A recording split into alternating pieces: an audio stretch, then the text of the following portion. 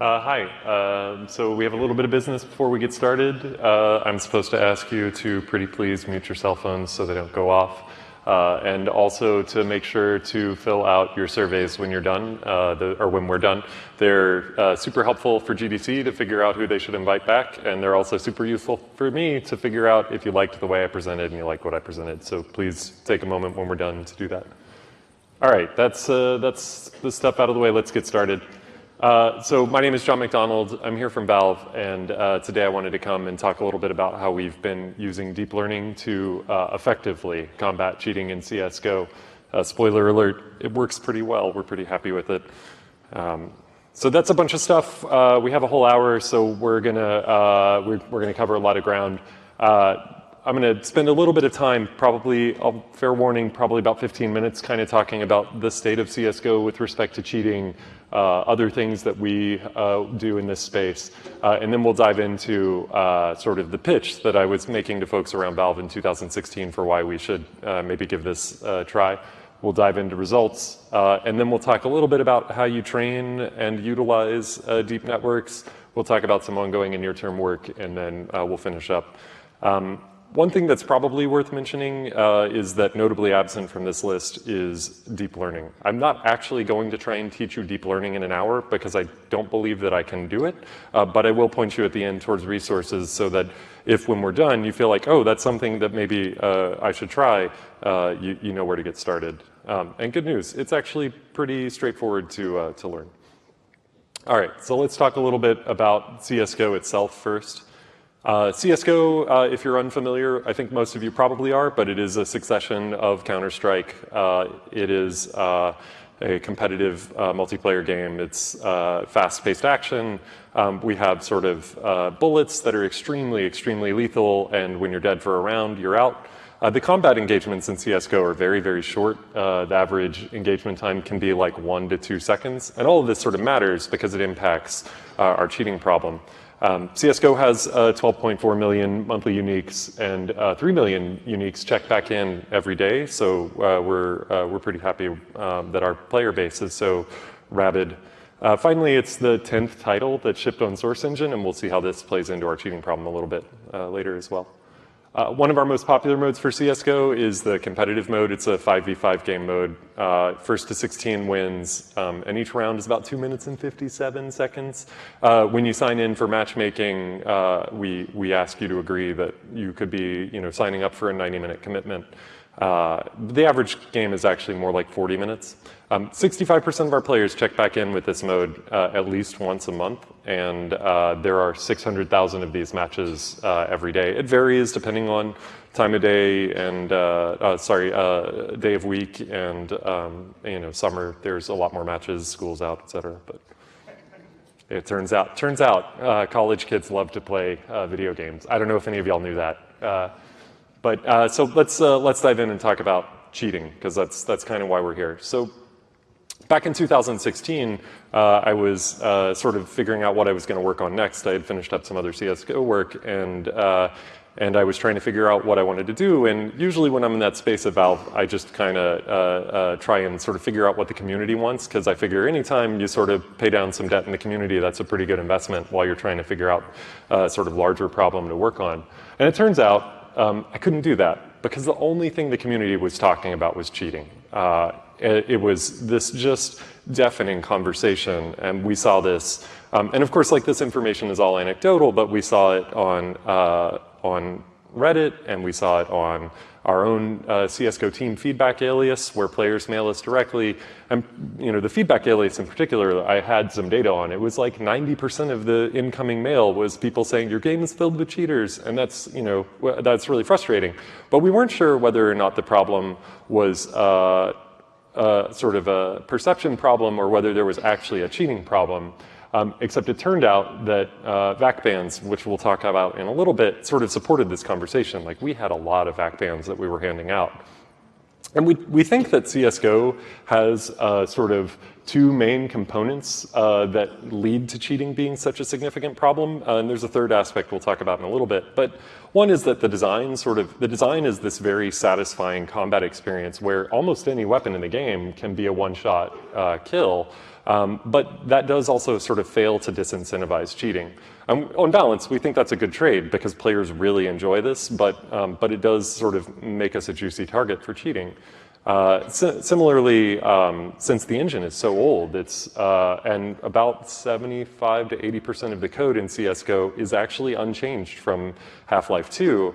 That means that if you have a cheat that somebody wrote back in, say, 2005 for Half-Life 2 Deathmatch, and then they posted it on GitHub a couple of years ago on a lark, that thing probably actually works on CSGO with a small amount of changes, like maybe 5 to 10 minutes of tinkering. Now, the good news is we do actually catch pretty much all of those cheats. Like if it's on GitHub, you're going to get banned for using it. But that just means that there is just this availability of cheats that we don't see in a lot of other places. There are two main sort of cheats that are prevalent in CSGO. There's a third one that we're not really going to talk about today, but it also is just this very minor sort of issue. And the primary two are probably the two that you might be used to if you're familiar with cheating in your games. And that is basically something that helps you aim better and something that gives you information that you're not supposed to have. And you can sort of, so the aim hacks or aim bots tend to make it sort of much, much easier for you to communicate headshot that guy because in CSGO, if I see a target and I want to headshot him, I need to identify him. I need to decide that he is an enemy, or she could be, decide that they're an enemy. I need to move my mouse over. I need to place it ideally on their head, push the mouse, and then start dragging it down to sort of deal with recoil. Or I could have a cheat that does all of those things if I just press the X button, including not shooting if that person is actually a friend of mine. And so that communication of intent, there's a big delta between sort of the intent of the action and the actual action. And information assistance hacks are exactly what you would expect wall hacks, you know, substituting materials or what have you. But it's just giving you information that basically you shouldn't have. And then there's sort of this scale that we sort of think about hacks on. There's the subtle cheats where somebody is trying to basically pretend that they're a better player than they are. And those are actually pretty hard to detect and not what we went after first. And then sort of the scale kind of ramps up in obviousness until you get to what we call rage cheats. And the purpose of a rage cheat is not subtlety. The purpose of a rage cheat is to make you pissed off that I am cheating and there is nothing you can do about it. And all I want to do for the next 40 minutes is ruin your day. And so we decided that seemed like a pretty good target to go after first. Now, cheating, because of the 5v5 nature in CSGO, you can sort of think like about the cheating problem as it relates to an individual user. So if I'm going to play a competitive match, given that I am clean, even a low base rate of cheating, like if 2% of players are sort of cheaters and they're randomly distributed, then 2 out of 10 matches that I play are going to be dirty. And if the rate is if the base rate of cheating were 7%, like half of the matches that I get into will have at least one cheater. And that is, again, assuming that I'm a clean player, because there are 9 other opportunities for a cheater to land. The other thing that is maybe mildly, that's slightly even more irritating about that is that given that you are a clean player, you are more likely to play against a cheater than you are to have a cheater land on your team, because there are only 4 slots for them to land on your team and 5 slots for them to land on the other team. So that makes it an even more irritating problem for our sort of good actor players. Now the good news is, I'm going to spend a minute here sort of in a digression. The good news is that we don't actually just randomly distribute our players. We released this system in 2016 called Trust Score, and this sort of mitigates the damage of cheating a fair amount. And the idea is that we sort of pay attention. We trained a model based on how you interact with CSGO and how you interact with Steam, and we use that to try and predict how likely it is that you're going to go on to receive a ban of some sort. And then we basically use that trust score to match as an additional factor when we're doing matchmaking, like in addition to your skill and what map you want to play and sort of other things. And that lets us sort of put known good actors in with other known good actors more often. And so as a result, our known good actors run into cheaters way less often. And this can sort of be more easily visualized. Like imagine this is just a population of players. Don't count them. There are 50 dots here. And so we need to set them into 5v5 matches. And because it is way easier to do with PowerPoint, maybe we set our matches up like this, right? And so now we've created 5 matches, and let's find out how we did. So you have this sort of concept that we're going to introduce called the rainbow of trust. And we think that blue players are very unlikely to go on to receive bans, but red players are very likely to go on to receive bans.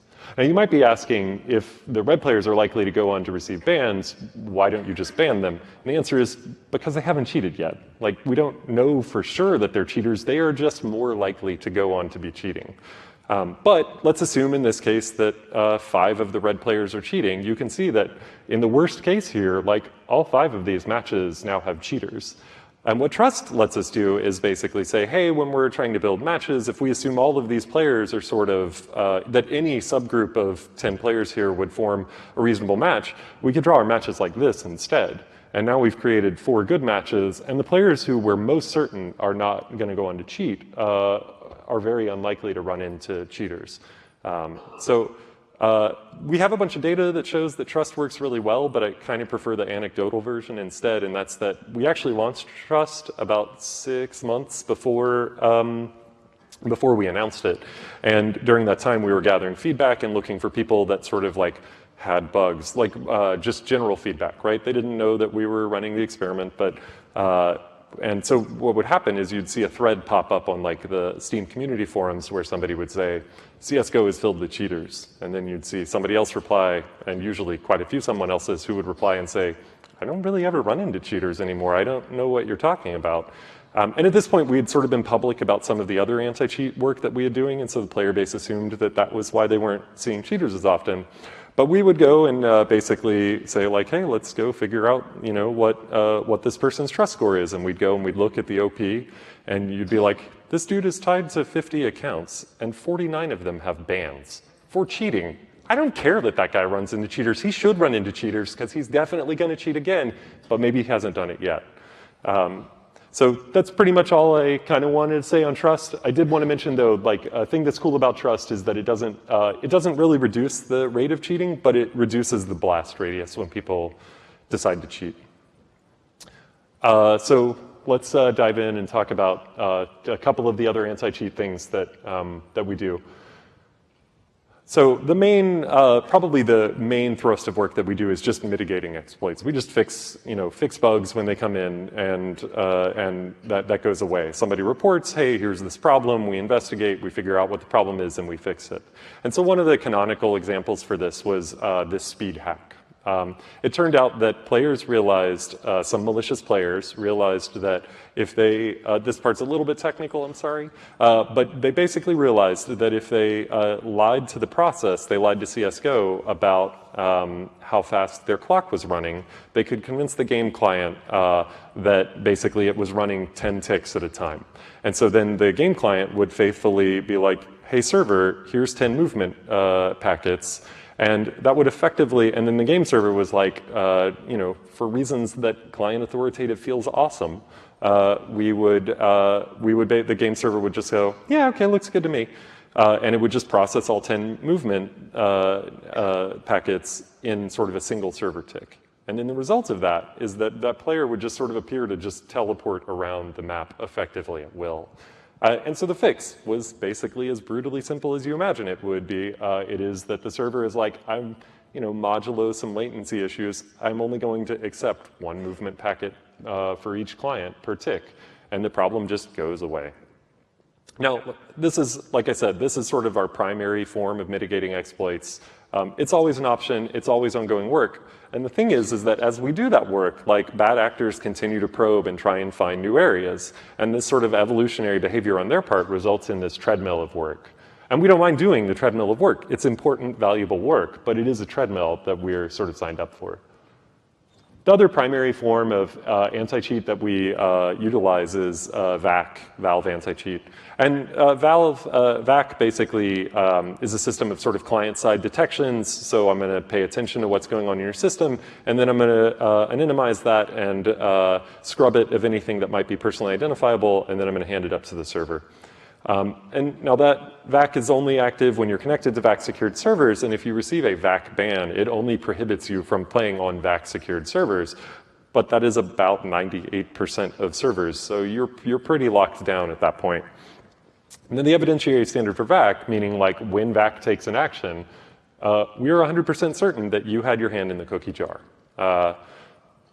with a caveat.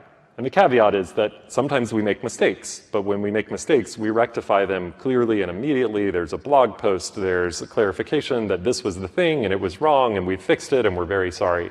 And as a result of this, our community has very high confidence that when VAC takes action, that we are punishing cheaters, which is borne out. But interestingly, I know that a lot of devs actually struggle with the opposite problem. They have an anti-cheat and their players believe that their anti-cheat really gets cheaters, but they're not actually certain that the anti-cheat isn't also punishing innocent users. We definitely don't have that problem. We're very happy about that.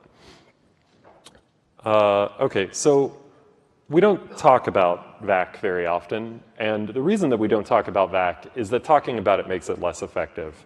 And in particular, talking about detections just stops them from working. So, for example, if I got up on stage today and I said, hey guys, here's a detection. What we do is when somebody has a process and their process is scribbling into CSGO's memory, we go identify all of the binary parts of that process, and then we go find the executable code that loaded that process from disk, and then we MD5 sum it, and then we send it home, and we figure out if that is a malicious actor or like OBS or something. Instead, when I tell you that that's a thing that we do, I just lit that thing on fire. Like, it doesn't work anymore, or at least by the time this hits Twitch in 3 seconds, it definitely won't work anymore. The good news is that we actually have thousands of detections that are sort of various sophistication, and we write more every day. But again, every time we do this, our bad actors evolve, and the treadmill continues. All right, great. So let's get to why we think deep learning might be an effective component in our sort of anti-cheat strategy. But before we do that, let's talk a little bit about deep learning. So if you're not really familiar with deep learning at all, or you're just familiar with the buzzwords, then I'm going to give you the 40,000-foot view.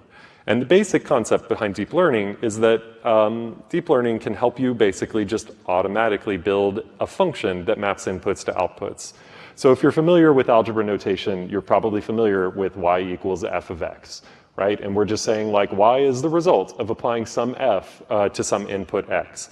And the cool thing about deep learning is deep learning says, if I have enough x and I have enough y, I can solve for f. And that's pretty powerful. It turns out that then you can take that f that you have just built and you can apply it to sort of never before seen x values and get actually pretty sensible y's. And if you don't use deep learning, then engineers are writing your f values. That's that treadmill of work that we were talking about.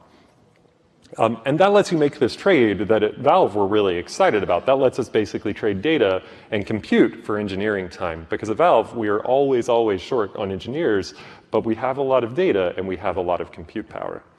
So if I were to take this analogy, if maybe you don't follow along with the algebra, and I were to take this into the real world, maybe you would imagine that if I had a bunch of cubes of meat and I had a bunch of hamburger patties and I had enough of them, and I told deep learning, hey, build me the thing that will convert these cubes of meat into delicious hamburger patties, it's going to give me a meat grinder.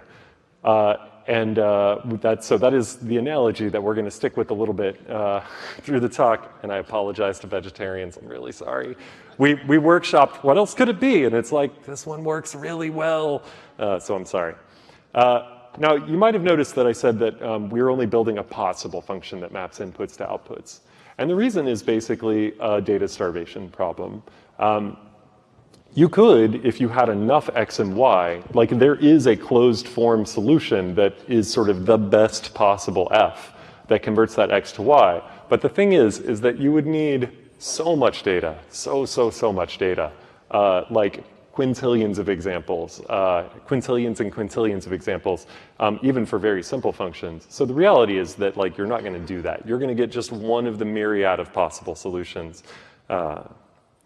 Now, deep learning is actually really good at pattern recognition. It's really good at things that you're already familiar with, like, is there a cat sitting on this sofa? The answer is yes. And also, if you have a computer, the computer in your pocket, if you have interacted with Siri or Google Assistants, deep learning is made use of to transform the words that you say into text that then translates to commands that then is used to sort of do fuzzy lookups, and it's used in so many pieces along the way. Now, deep learning basically operates in two modes. There's sort of training time where you're like, hey, I've got a bunch of cubes of meat and I have hamburger patties and I want to build a meat grinder. And then once you've built that meat grinder, it's like, great, now I want to take these cubes of chicken and I want to turn those into a chicken burger because that sounds like a thing that might be good. Deep learning is, that works in these two modes that we call, like I said, training and inferencing. Now, I might, during the talk, accidentally say machine learning because we actually do a fair amount of machine learning at Valve as well. And the simplest way to talk about this, for the purposes of my talk, if I use machine learning, you should just assume I mean deep learning. But if this sort of red circle represents deep learning, then this orange circle represents machine learning. Like deep learning fundamentally is just a subfield of machine learning. And similarly, when people are talking about deep learning, what they're really talking about is neural nets. So if you learned those 30 years ago, it turns out they finally work. Spoiler alert, the solution to get them to work was to have 1 million times as much data and 1 billion times as much compute. And then they work great. All right, so let's get back to our elevator pitch. So we were basically looking at like, how do we attack this cheating problem? We tossed around a ton of ideas, but I really didn't want to sign up for the treadmill. And so looking at this, it was like, well, you know, humans, when they watch matches, they can tell that cheating is occurring. And I think that's probably because they're detecting a pattern of cheating. And deep learning is really good at detecting patterns. So like, shouldn't deep learning be able to detect cheating? And as I mentioned before, aimbots seem like both the biggest problem because they're not subtle. At least a lot of them are not subtle. And they're also this sort of really loud signal, at least it seems like. So it seemed like, well, we should go after those first. Because if we can't do those, then we're definitely not going to be able to do the things that are more subtle. Now, if you recall, I mentioned that deep learning is trying to solve y equals f of x for f. And the problem was, like, well, if only we had a source for x and y. Good news. It turns out we had a source of x and y. For years, CSGO has had this system called Overwatch, no relation, which is a jury review system. But basically, what we have is we have players, they watch cases, and those are our X values, and then they decide guilt through some process that I don't know what their process is, and then they render a verdict. And they do this in this way where they go through this process. Players report other players, and then a sort of central coordinator selects cases. By the way, that is a computer. It is not a person. There isn't like a guy at Valve that is like, I am the coordinator. That would be kind of cool, but it's not a thing. And then the players adjudicate those cases. Other players basically decide, is this person guilty? And they do that through a process where they're sort of presented with an evidentiary window. The evidentiary window is 8 rounds long, and they're asked like, hey, watch, and the playtime is anonymized, so you don't know who the players are, and you watch basically a demo of 8 rounds, and then at the end you're asked, did this person use aim assistance? Only convict them if you believe there is evidence beyond a reasonable doubt. And we ask that for aim assistance, movement assistance, information assistance, and other assistance that we're not sure about, and also griefing. And if you're guilty, you get a BAM. And if you're not guilty, there's no punishment, right? So it works kind of the way that you would expect it to. Overwatch uses naive Bayes to basically look for a guilty threshold. That's a bunch of mathy stuff I'm not really going to go through. But the point is that we have a model, and basically the evidentiary standard is that that it needs to be 99.8% likely, as decided by your peers, that you were cheating. Now, the actual rate that people get convicted at is usually 5 nines. Like usually convictions in Overwatch, the jurors are super, super convinced that that person is a cheater. So as I mentioned, the system had existed for kind of a while. So back in 2015, we decided, hey, we noticed this trend. We did some work, and as a result, it increased participation in Overwatch. And it's probably worth explaining a little bit about this graph. The gray line at the top is the sort of total participation in Overwatch, and the blue line is basically the number of cases that were dismissed, and the red line is convictions. And so we noticed this great trend. We're like, hey, this is awesome. As more people participate in Overwatch, we get more convictions. So we should probably get more people to do Overwatch. That would be awesome. So we did. Come on, PowerPoint, you can do it. Oh, are you serious? Come on, you did it earlier. You can do it. Oh, this graph, it just shoots up in participation. It's amazing. There's so much participation. It turns out the conviction rate doesn't move at all. Like, well, the number of convictions is stone dead flat. And then that is a trend that we see continuing. On this graph, which is also amazing, and I will totally make sure that those are fixed when we post. I don't know why they were broken. I'm very sad. I'm sorry. Okay, so the thing that we found in those graphs that you guys totally loved is that Overwatch really helps us with blatant cheaters, but it doesn't handle subtle cheats as well. And that it turned out that increasing participation, like incentivizing participation and increasing participation, didn't help at all. Like, it seemed like the problem was basically that we were failing to properly select cases. Now, the bad news is that as players got convicted in Overwatch, they would sort of evolve their behavior. But the good news is that jurors evolve as well. Like, they're not fooled by your new, oh, well, I'll just turn 75 degrees of frame instead of 78 degrees of frame. Jurors are like, no, man, that's still cheaty bullshit. So the elevator pitch for VACnet was born. And the idea was that basically we would use this Overwatch as a giant pool of labeled data, and we would train VACnet from Overwatch. And then we would build a cluster of machines that would monitor matches with the model that we built. We would use VACnet then to submit cases, and then humans would ultimately decide whether or not the person was a cheater. So back to our sort of Overwatch pipeline, all we have to do is slot in VACnet kind of right here. Okay, so how did we do? Man, I hope my graphs work over here. Oh boy. Okay, good. I have a later graph that I see is totally good, so we're just going to skip ahead. Great. So, oh yeah, hey, here's the period. I'm sorry, I know I said I wouldn't move. Here is the period where we had increased participation right here. And you see, this conviction rate just doesn't move at all. It was just horrifying. And again, throughout here, like our participation fell, and it just didn't impact the conviction rate at all. Sorry. All right. Okay, so we deployed VACnet. We deployed VACnet in early 2017. And during this time, participation sort of doesn't really change. Like, it maybe is going up a little bit if you squint at it, but most likely what's happened is it's sort of just asymptoted down to the level of participation that we expect. It looks a whole lot like sort of any game launch ever that has sales, right?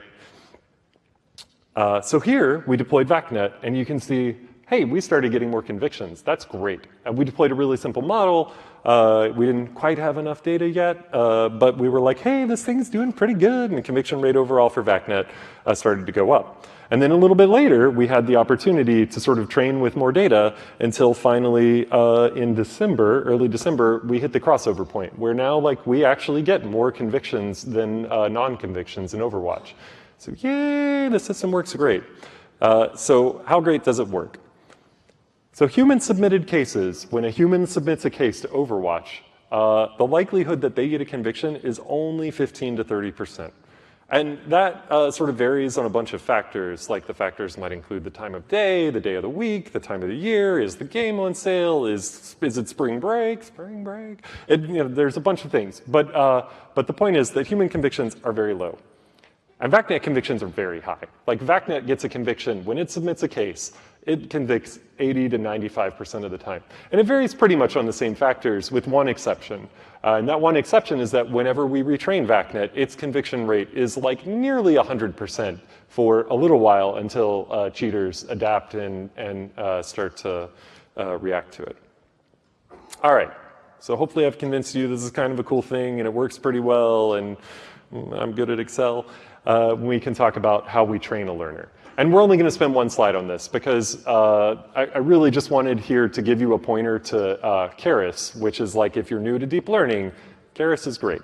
But the sort of main sort of thrust of training a learner is that you need lots of X and Y data.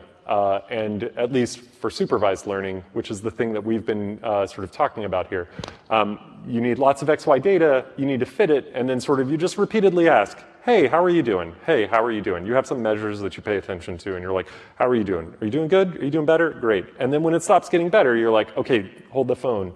I've got my meat grinder. And then, like I said, you want to take a look at Keras. So we're going to jump ahead and talk about how we actually feed this thing.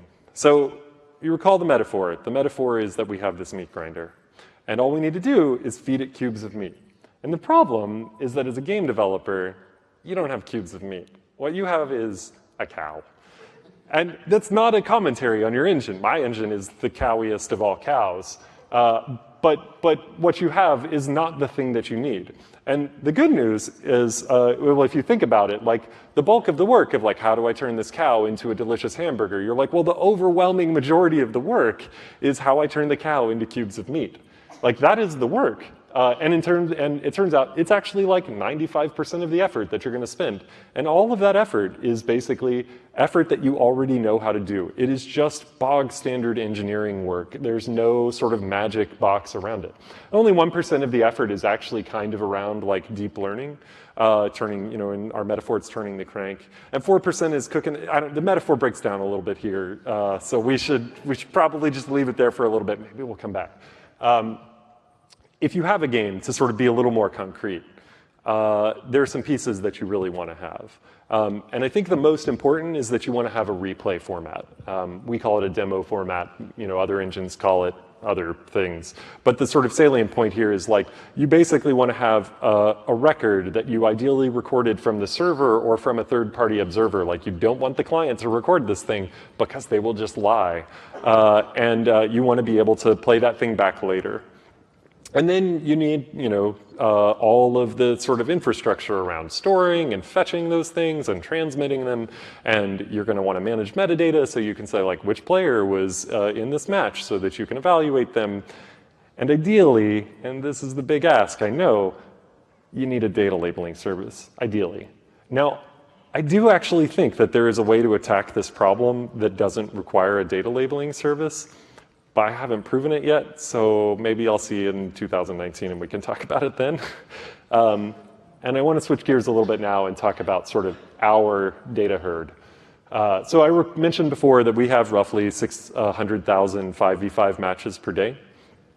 And for each of those 5v5 matches, to evaluate all 10 players, there's roughly 4 minutes of work that we have to do. And so if you do the math, you figure that is 2.4 million CPU minutes of work that we need to do every day, and somehow we need to fit that into 1,440 actual minutes because that's how many there are a day. And you can do this by just using a bunch of processors. We need about 1,700. So that's what we did. We bought a giant farm of machines, and this is actually only used. This is not used for training. This is only used for running the inferencing sides of things. And this is actually only half of the farm. The other half is in a different data center. This is our actual farm. I took this picture. I went out with the DevOps team when we got them. I was like super excited. I'd never been to the data center before. And it was like a candy trip. It was great. And then I was like, wow, it's really loud in here. And it's really cold on this side. And it's really hot on that side. But it's totally worth going. You should go if you get a chance. Anyways, what we're looking at here is basically these two chassis. And each chassis basically has 16 blades. Those are the things that are sort of vertical. And each of those blades has 54 cores and 128 gigs of RAM. So they're pretty beefy. That's about 3,500 processors total. And we bought basically 2x what we needed so that we would have room to expand. And we'll maybe talk about that in a little bit too. Like I said, though, this is basically only used for inferencing time. This is like, I've already built the meat grinder, and now I need to actually watch all of the matches. And like I said, 95% of the work is basically around turning the cow into meat. For us, 95% of the work is like cracking the demos and then building inputs out of that to feed into the learner. And then it's like 1% of the work is the part where it's like, by the way, does this look like a cheat? By the way, does this look like a cheat? The part that we do the training, the part where we actually build the meat grinder, that part is just run on commodity 1080 Ti's that sit under our desks. Like it's totally normal hardware. Okay, so now I want to talk brass tacks. I want to talk about like what goes into the cubes of meat that we're feeding our model. Deep learning has sort of these specific input constraints. In our case, we've said it's a cube of meat, and that means that the meat needs to be sort of uniform and fixed size. And if you're uncomfortable with the meat analogy, and maybe you're familiar with SQL, then you can kind of just think about like, this thing just needs to be fed with a database where all of the columns are non-nullable, and every time you run a query, you always make sure you ask for all of the columns, and you ask for the columns in the same order. And deep learning needs to sort of, like deep learning algorithms need to be fed in that way. Now, if you recall, we decided that we were going to specifically target aim assistance first. That was the first thing that we were going after. And if you think about like when somebody is cheating using an aimbot, they're going to basically use, they're going to express that cheatiness like when they're firing bullets downrange. And so we basically did some manual feature work around that.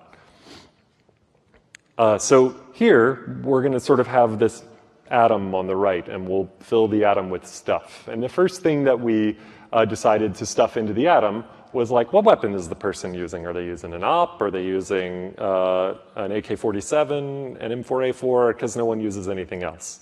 They're using one of those. And then, it's cool. There are other guns. They're great. You should try them. Then we want to know, basically, what was the result of that shot? Was it a headshot? Was it a hit, like, but somewhere else that wasn't the head? Was it a total miss? And we want to stick that thing into our sort of atom of stuff. And then we want to know, like, hey, given that I actually did manage to get a hit, because I don't have the answer otherwise, how far away was the target if it was a hit? And we have a sort of special value that we reserve for the cases where we're like, I don't know, it didn't hit. And the learner is fine with that. And then this one requires kind of a little bit more unpacking. What we needed was basically the sort of delta view angle pitch. And so what that means is like for about a half second before the shot and up through every tick until a quarter second after the shot, we basically say like, what is your delta pitch on this tick versus the previous tick? And we just repeatedly do that. And a half second before and a quarter second after were sort of chosen purely capriciously. But we take all of those and we stuff them into our atom. And if you've been watching the atom, you might have noticed that like everything lands in the same place every time. Like we make sure that all of the data lands in the same place every time. Because deep learning doesn't really care where it is, but it cares that it's consistent every time. Like that is a necessary property in order for it to learn. So then, with the delta view angle, sorry, I probably should have clarified, and I will do that right now. The view angle is obviously just like the way that you're kind of looking around. And before, we were looking only at pitch, which is basically your up and down. So we were like, hey, like you looked up 1 degree, hey, you looked up 2 degrees. And then we need the same thing for yaw. So we want to know, like, now right to left, how much did your view angle adjust right to left?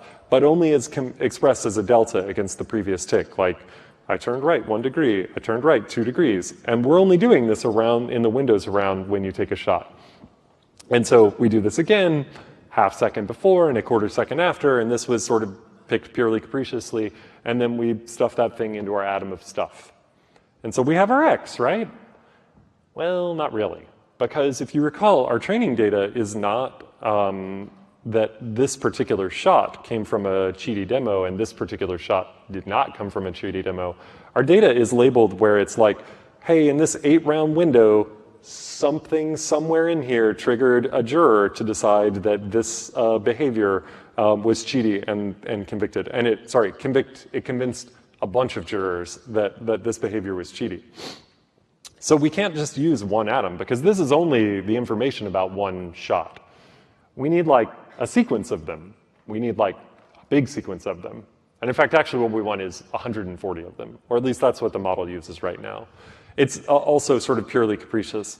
And I will make a slight apology because this is a cube of meat to go with the metaphor we've been doing, but actually it is just a serial representation of 140 shots. We just take the 140 out of an 8-round window and we stuff those into the model, and then we're like, hey, if you were to present this sequence of 140 shots to a juror, what is the likelihood you would get a conviction? Okay, so I spent a bunch of time early in the talk talking about how we can't talk about anti-cheat because talking about anti-cheat makes it not work anymore. So did I just spend 40 minutes like lighting this technique on fire? It was like a year of work overall. I mean, we deployed it in like 4 months. We're pretty excited about that, but like, did we just light this thing on fire? And the good news is no, we didn't. It's great. Let's talk about why we didn't light it on fire. So if you recall, my original sort of elevator pitch was like, hey, we're going to train data from VACnet, from Overwatch, and then we're going to have it monitor matches, and we're going to submit cases, and the players are going to determine guilt. And the reason that we didn't light this thing on fire is because we're actually going to do that thing in a loop. We're just going to do it over and over and over and over again. And because we're using Overwatch, and we didn't actually replace all player reports, we just supplemented player report behaviors, that means that the learner is getting the opportunity to evolve along with human jurors. So as human jurors identify sort of new cheaty behavior, the learner has the opportunity to do the same thing. So you can think about this a little bit, like imagine that you're a cheat developer. There might actually be one in the audience, I'm not sure. But you're a cheat developer and you're like, aha, all I need to do is make my cheat look cheaty 3/4 of a second before a shot, and then look totally normal through the half second, and then get the kill, and then move on. Now, I think that's extremely improbable in the first place, but it actually won't work anyways for 2 reasons. And one is that human jurors will just be like, yeah, dude, I don't care, that looks cheaty, like, boop, conviction, and then the learner will retrain, and it'll be like, I don't know why locking on in this particular way is considered to be cheaty to humans, but in order for me to do the best job I can do, I need to label that as cheaty. So it will just learn the thing. And the other reason is that even if that didn't work, retrain, like we chose half a second before and a 1/4 second afterwards, just totally capriciously. We could just make it 3 seconds before and 2 seconds afterwards, and the model would be just as happy. It doesn't care. It would effectively result in us saying like, oh, we need to retrain, so let me take the 5 seconds to find the command in my command history and press the button to start the retraining, and then that'll run for 6 hours, and when it's done, now it's happy with looking at stuff for that long. All right, so I think we're most of the way through. Let's talk a little bit about sort of ongoing and near-term work that's going on around this. We're doing, so one of the things is, like I mentioned, like right now, when we retrain, we still sort of just go and look like we basically just look at like, how is it doing? And then we decide like, okay, now seems like a reasonable time, I'm gonna go retrain. And I don't think that's actually the right answer. I think the right answer is to just totally get us out of the loop and instead basically just say, hey, like on a cron job, this should just once a day retrain, and then if it's convicting more stuff than the previous version, then we should just deploy that one. And we should just make that heuristic based and get totally out of the loop. The other thing that we're kind of working on is basically new learners. The learner that we built, the features that we built, are sort of based around catching aimbots. But we actually think, and part of that was because we didn't have enough data yet that we were willing to sort of go whole hog on this.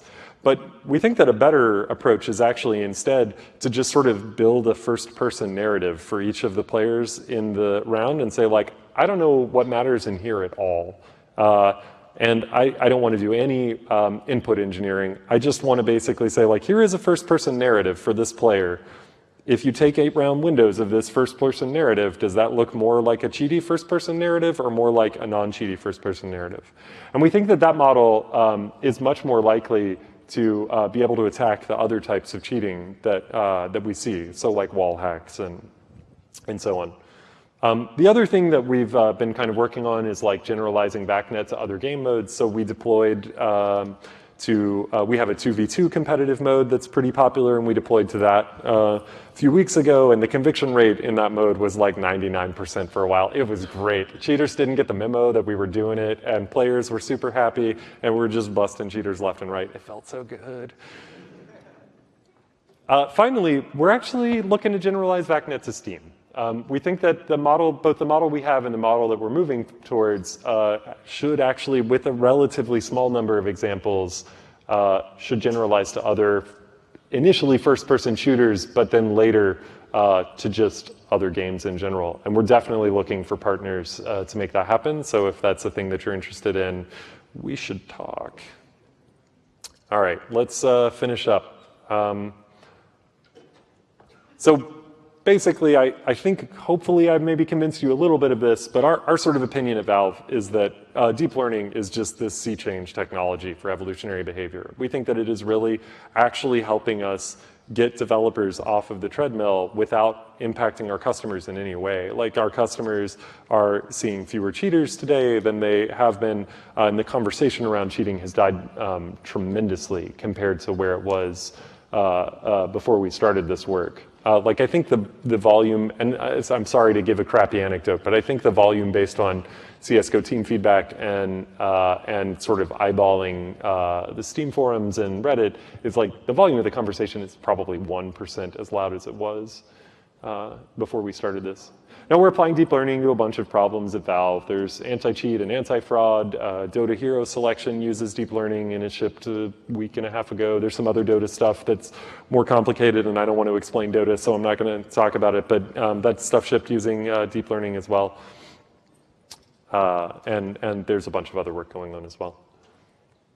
So I mentioned before I would not try and teach you deep learning, which I successfully avoided, and instead I would point you at some resources.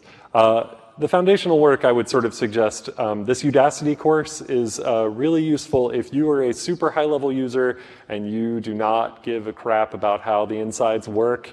The Udacity course is actually great. Like, you will come away with an understanding of sort of how to build systems that use deep learning, but you will definitely not understand the guts. Meanwhile, the Coursera course, the machine learning course, will help you really actually build the pieces from the ground up. So if you're kind of more like me, where you're like, no, I need to see how the sausage is made at least once, I recommend the Coursera course. They're each about 30 hours of study, that you can do sort of at your own pace, and they're both great. I recommend them both.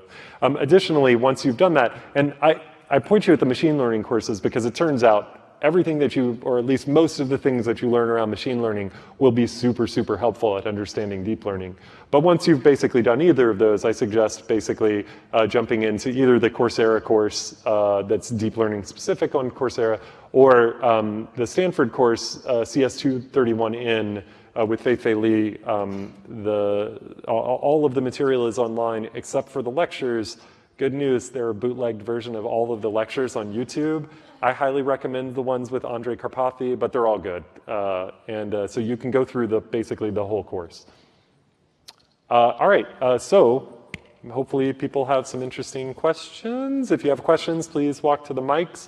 I did want to mention that sort of the whole thrust of the talk is like how we can sort of increase value that we deliver to customers, and deep learning is an important piece of that. But the other way is to just get more awesome people at Valve. So if you thought this was interesting, you should definitely apply at valvesoftware.com/jobs. And also, one more thing is please fill out the surveys, pretty please. Okay, I'm going to say you were there first, but I'm not positive. Oh, so I'm a vegetarian, but okay, I'm fine with that part. Anyway, so there's the project that I heard people working on. That was the Unreal Tournament. So where people was actually using machine learning to train robot to play like a human. So do you actually see that as a concern in this problem space? I see. So the question is, am I concerned that somebody will basically counter my deep learning approach with a deep learning approach, trying to play like a human? So. No, that is a really good question. Maybe. So there might be, this is a little deep learning specific, apologize. There's maybe an attack with GANs that might sort of yield fruit, but I don't know for sure. That's definitely something that somebody would have to spend a lot of compute time on. So that translates to them spending a lot of money. Otherwise, they just don't have the data. Like a slide that I didn't have about here, up here, but that's sort of fascinating about deep learning is that it turns out that the algorithm you pick in deep learning and machine learning, it doesn't matter. The thing that matters is more data. Like more data wins. And so the problem is somebody is going to either need to outspend the amount of data that I have because I have lots of data. And also I could just do the same thing. Or they're going to need more data than I have, and they definitely don't have that. So that's a good question. Thanks. Yeah. When you showed the rainbow slide, you said that Rainbow of trust. Let's go back to that one. That you weren't sure about any of the players, but you were more sure that some of them were more likely to be cheaters, right? That's right. So in order to make a better experience for the blue guys, 5 of the red guys who aren't cheaters, but for some reason you mislabeled them as untrustworthy because they're not cheaters, you just think they're more likely, you're going to ruin their experience like completely, right? Aren't you worried that you're going to make them churn in order to make the others have a better experience? Yeah, so so that's definitely a concern for trust. Like that's definitely a thing that players are concerned about, but we haven't seen it actually bear fruit. Like when that model also tends to be very conservative. So we're actually, despite what I'm showing here, we're actually more likely to accidentally slip somebody who is a cheater into blue than we are to get somebody who's red, to accidentally qualify somebody who's orange as red. So you would recommend using this if you're really sure that they're cheaters? Like yeah, you want to be sort of you want to be certain that they are very likely to go on to be cheaters. Like most of the people that get caught there are actually in the situation that I gave the anecdote about, where they have many accounts, and most of them have been backbanned. Okay, thank you. Yep. Hi. Hey, yeah, so I'm a big fan of you guys using kind of humans in the loop to make sure you don't have false positives. Great. But how are you planning on extending this layer for like, for example, you're asking for partners for this, and those partners may not have the level of community participation that Valve does. Yeah, that's a good question. We haven't thought that far yet. I think that probably it's possible that the actual feature would be the whole thing, like Overwatch and everything. That's one possible approach. The other would be to use something like this, maybe instead to basically to feed into something like trust score, where you're like, I'm not taking nearly as harsh an action, like I'm not banning you and taking away your stuff. Instead, I'm just like, yeah, I don't quite trust you as much, so I'm gonna stick you with other people who I don't trust quite as much. So I think like soft punishments might be a better choice for a smaller partner. That's a good question. Thank you. Hi. Hi there. Are you seeing an increase between the overlap of cheaters that are really bad players and actual legitimate good players? And how do you deal with those scenarios? I'm not sure that I understand. Can you rephrase that? So at some point, a very good player is going to look like a cheater. How do you deal with that scenario? I see. It turns out, so Overwatch, so the question is, how do you tell the difference between somebody who's just really good at the game and a cheater, right? It turns out that the things that Overwatch is good at catching are not, like Overwatch doesn't catch subtle cheaters, because we ask players, like, don't convict if you're not sure. And so they're like, that is plausibly just a player that's really good, and so they just tick the not guilty button. And we've sort of hand verified that tons and tons of times, that like, hey, let's spot check convictions and make sure that like people are still not convicting things that they shouldn't be. And we haven't found a single case of it. That's not to say there hasn't been like one case in all of Overwatch, like there probably has, but we haven't seen it. Yeah. Hi. Are you at all concerned about the possibility, now that your secret is out, of cheat developers polluting your data pool by putting ringers in your juries? Am I worried about, am I worried now that I've basically shown everything about cheaters polluting my data? They'll try. I'm not really too worried about it, because humans should be able to tell the difference. Like that's kind of the fundamental premise that we're going on. And so if humans decide that that behavior is cheaty, then the learner should decide that it's cheaty as well. But it's possible. Like it's definitely, we'll see. Maybe I'll be back in GDC 2019 and I'll be like, don't talk about cheating ever. This was a terrible mistake. But I don't think so. That's a good question. Thanks. Hi. Great talk and great analogy. I really like the. Yes. Good. One for and one against. All right. They remind me of the burger I had yesterday, the super duper burger. Good. I have two questions. First one is about the actual data shape. Like you showed it the cube shape data, but I don't think that is actually cube. No, it is not a cube. Yeah, so I was wondering, like, is it like the one user is represented as a long vector or a matrix of? Yeah, so what it is it is totally sort of serial data. Mm-hmm. It's just serial data doesn't look very good on a slide. But it is basically just like, here's all of the information about a shot and then repeated 140 times. Mm-hmm. And if a player, I didn't really talk about this at the time, but like if a player shoots, say, 200 times in an 8-round window, then we just build 60 140 shot windows, and we ask to inference all of them. Would any of these result in a conviction? Oh, I see. But they are, like it's like you could just sort of imagine a timeline where somebody takes a shot every single time they take a shot, and then we're like, great, let's look at like that is our whole timeline, and then let's build sliding windows of 140 and see if any sliding windows will result in a conviction. I see. And my next question is about the deep learning architecture. If you I have a slide for this. I'm just gonna. Oh wait, maybe I can. No, I'm sure it won't.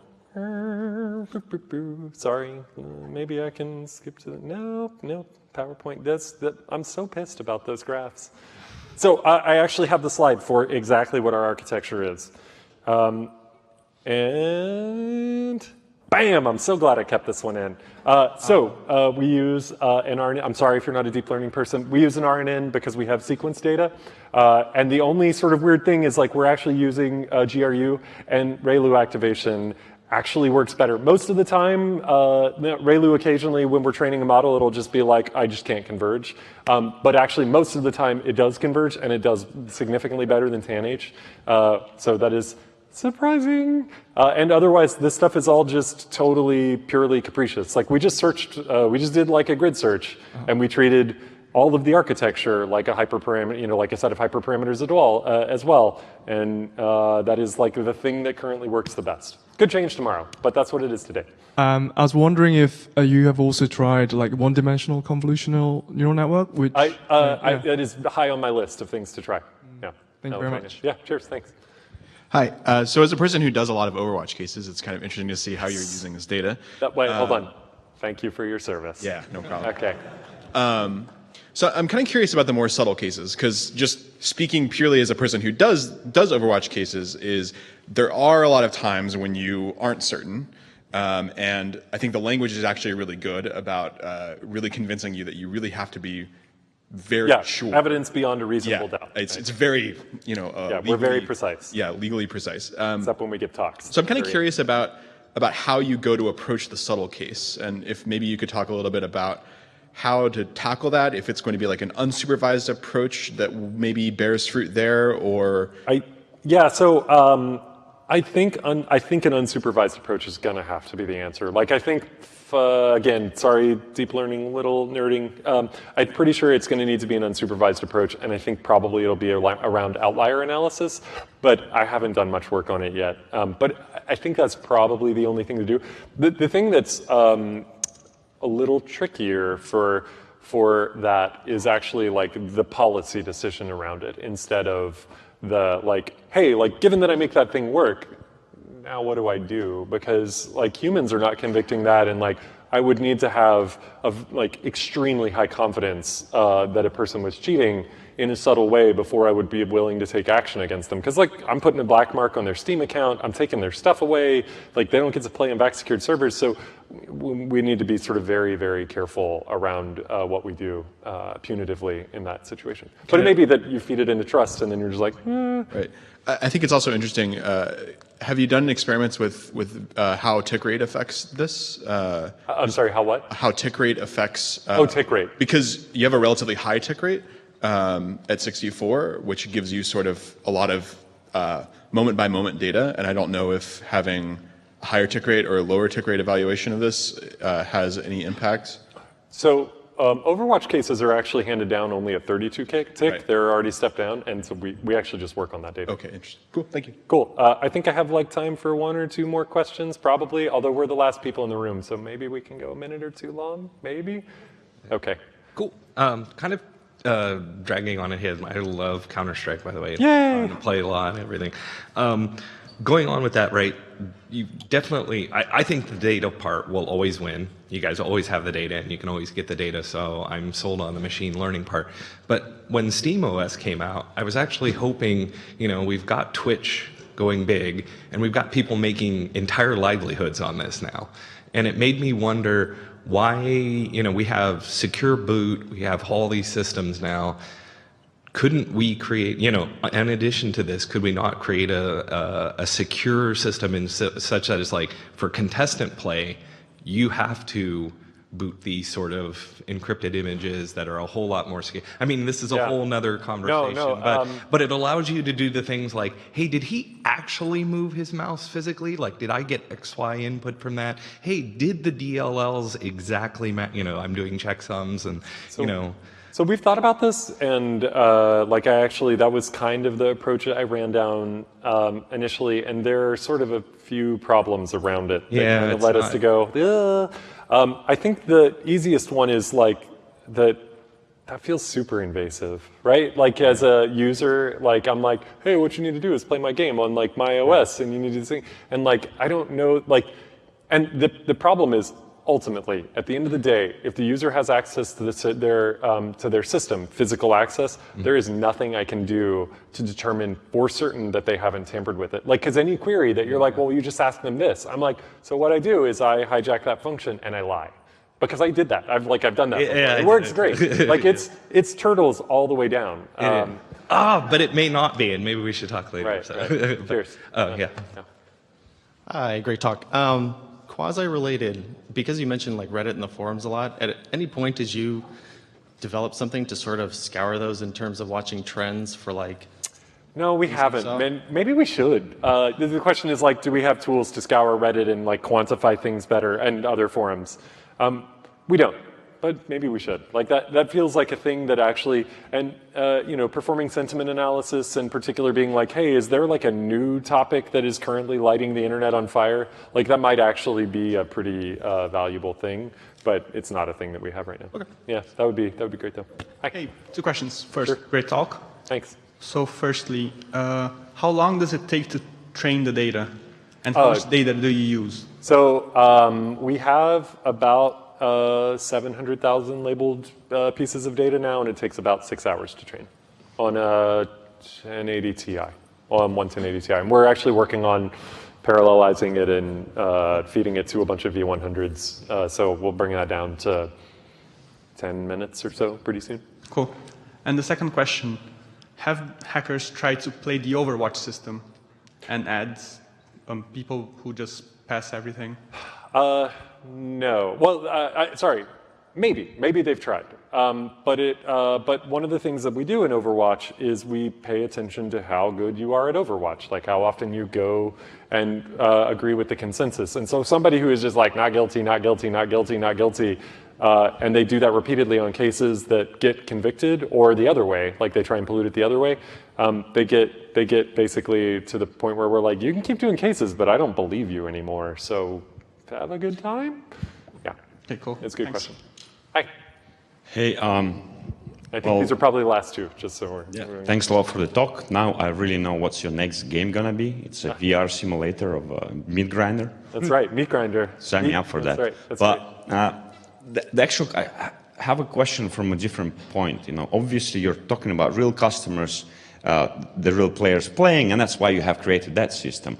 I work for a competitive play.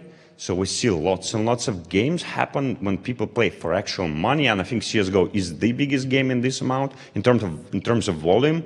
Okay. You know, so many tournament organizers running so many tournaments, so many games are being played, and the level of cheating there is slightly different. You know, people are using enhancement drugs, they can throw matches, and I'm just curious: is there a way for a deep learning network to try to sort of cipher through that thing? Or we, as tournament organizers, should look elsewhere? Obviously, we are doing it physically when LANs happen. Right. Everything's secure there, but I'm more curious about online qualifiers. So the question is basically, how do we do this for pros, right? Or how do we do this for as tournament organizers? And I think that there probably is an approach there that works, but I don't have enough confidence to talk about it right this second. But it is definitely a thing that we're thinking a lot about because we think the integrity of the pro scene is super important. Like it's really, really important. So it's definitely a thing that we're thinking about, but I'm not quite ready to talk about exactly how we think it'll work. Yeah, sorry. Yeah, thank you. This is a great question. Last one. Hey, I'm wondering how many of your players have to weigh in onto an Overwatch case before it is closed one way or another, and how many Overwatch cases do you close every day? So I can't comment on the second one because the team agreed that it probably was not actually that useful to talk about. The first question, how many players need to weigh in? So it kind of, it varies. I'm trying to answer and not be hand wavy, but it kind of depends on how long it takes to converge. Like cases can be sort of rejected. Like if you just happen to randomly hand the case out to a bunch of people who it turns out are like, they're always right, they always go with consensus, then maybe it takes as few as 7 of them to agree that that a person is, this thing is super guilty, or this person is definitely not guilty. It might take as many as 50 or 100 if it's something that's like a little sort of less certain, or if they're people that are new to Overwatch and we're not sure about how good they are at identifying the conviction rates. All right, thank you guys so much for sticking around through the graveyard shift. I really appreciate that. It's great.